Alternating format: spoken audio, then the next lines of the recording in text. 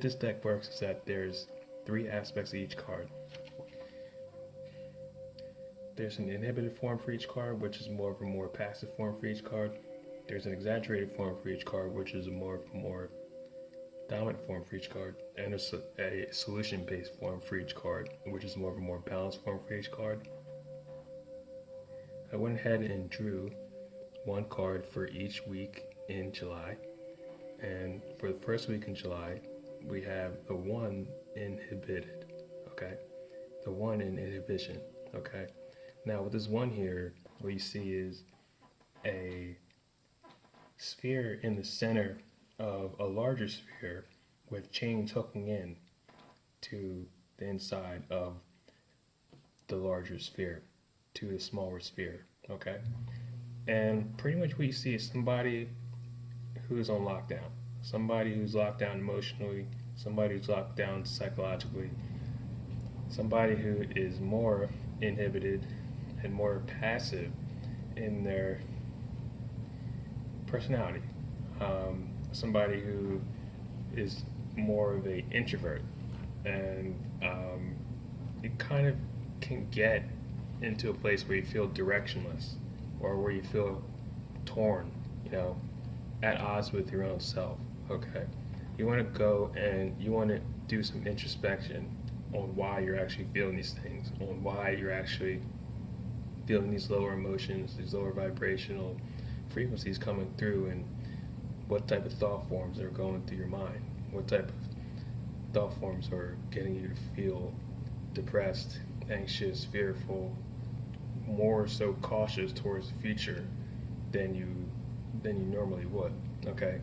It's a full moon coming up on the 5th, all right? So there's a lot of stuff going on in the collective. There's a lot of things that are happening in the ether that are being projected off of the humans walking on the surface like little mirrors, okay?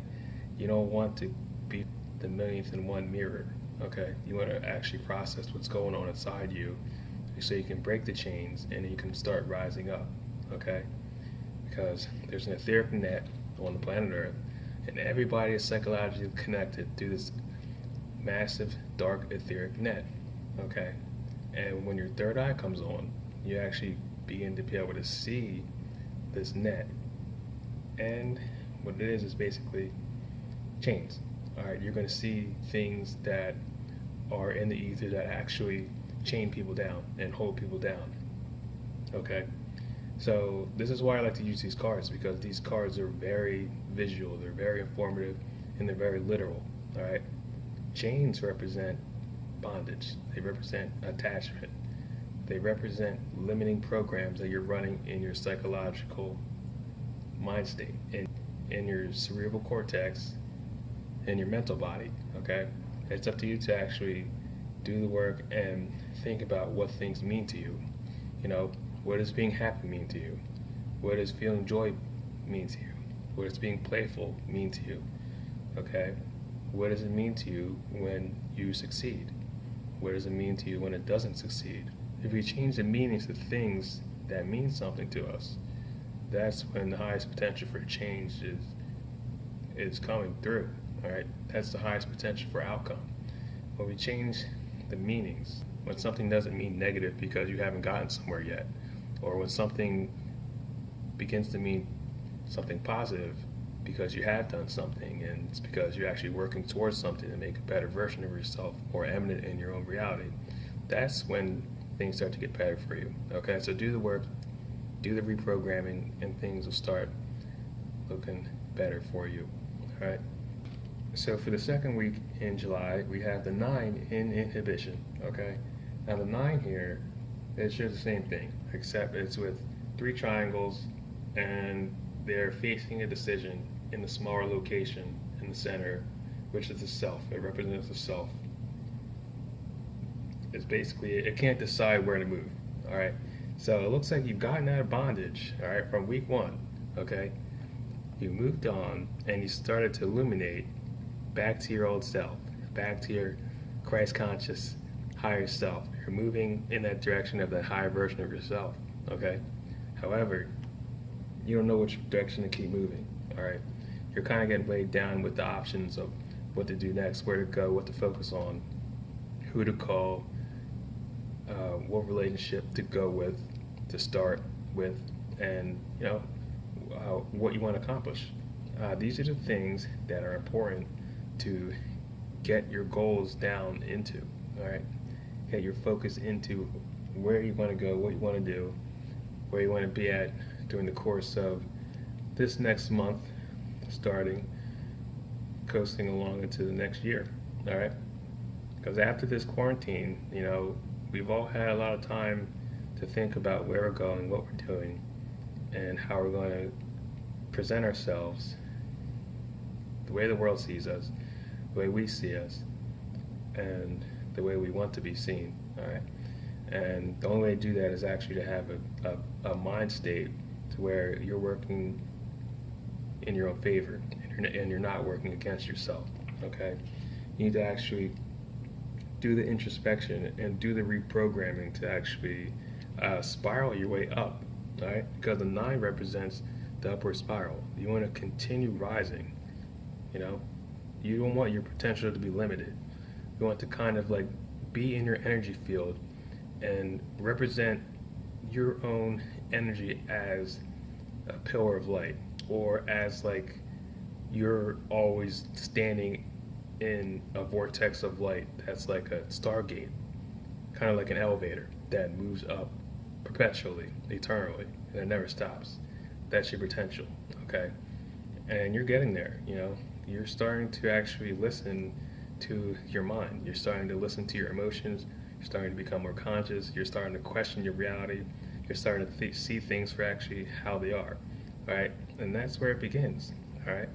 And the work never stops, unfortunately and fortunately. So continue on. You're doing a great job, okay? Now, for the 3rd week in July, we have the 2 in exaggeration, okay?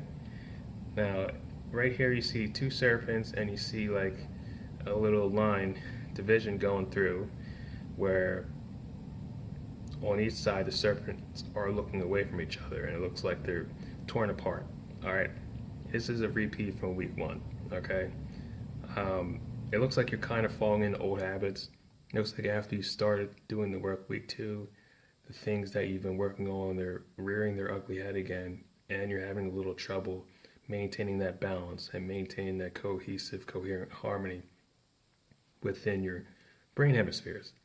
And you kind of want to get into that zone, that God zone, which is what I like to call it, God mode, where you're working coherently with your whole brain, enlightened intelligence, where both hemispheres are working in harmony. And you have your midbrain online, all right? Your midbrain is actually where all the magic happens. That is where the seat of the soul exists, okay? That is where your third eye is. That is literally your entire brain in one nougat. Like that's literally what it is, okay? Then you have the hemispheres on the outside of that that are like an extension, all right? However, you want to actually make sure that you're doing the reprogramming and the work to balance those harmonic zones, all right? You have your right hemisphere, which is more of a more creative zoned hemisphere and a more intuitive, feeling-based zone. And then you have your left hemisphere, which is more of a more logical, point A to B, and mathematical zone, all right? You want to match the logic with the flow of energy, of creativity, and then you get enlightenment, all right? So continue doing the work, because you're still lit up here. There's still light coming from your energy field. So just make sure to understand that you're still connected to the outside world, all right? That's what drives division on any realities. They feel disconnected from the outside world.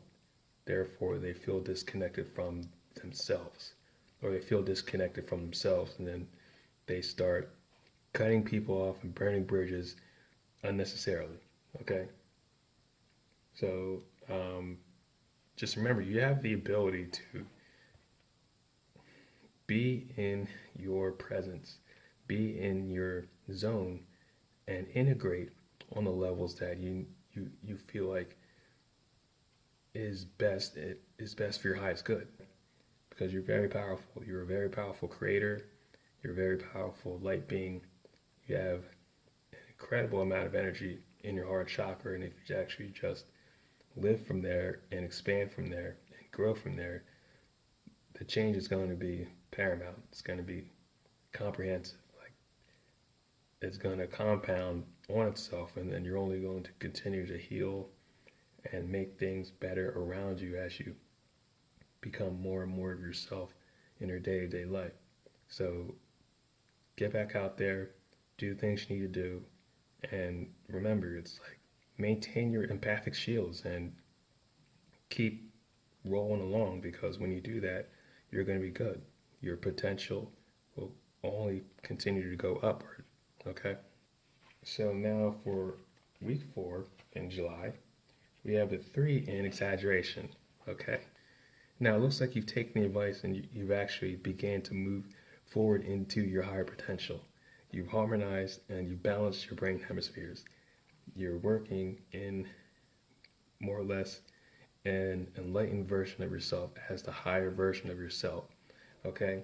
However, you're a little bit unstable. As you can see, there's like electricity going, and it's kind of high, unstable voltage here, all right?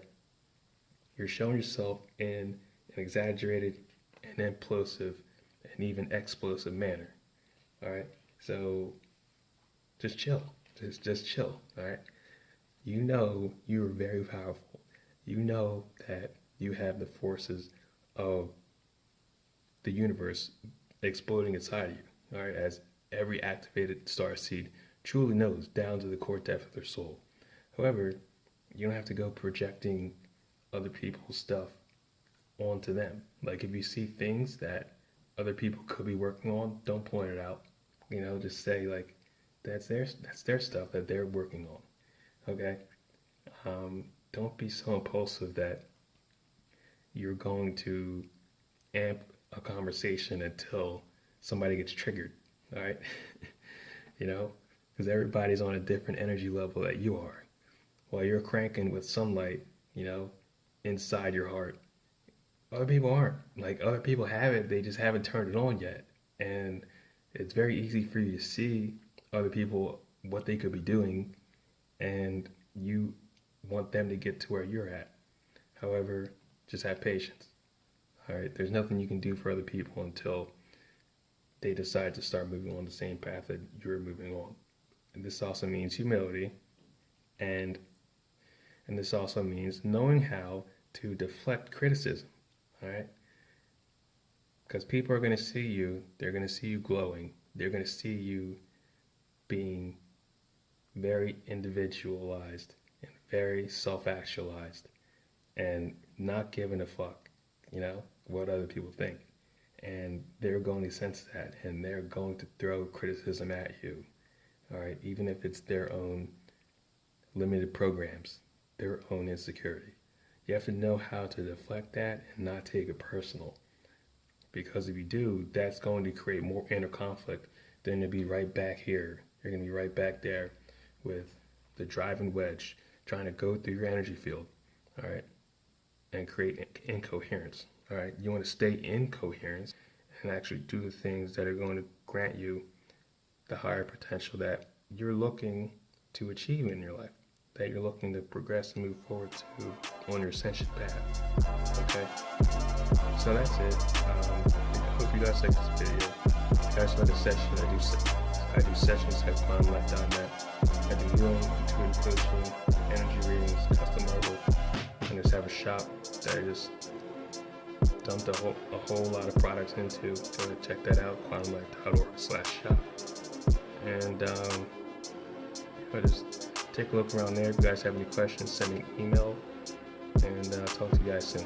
Peace and love.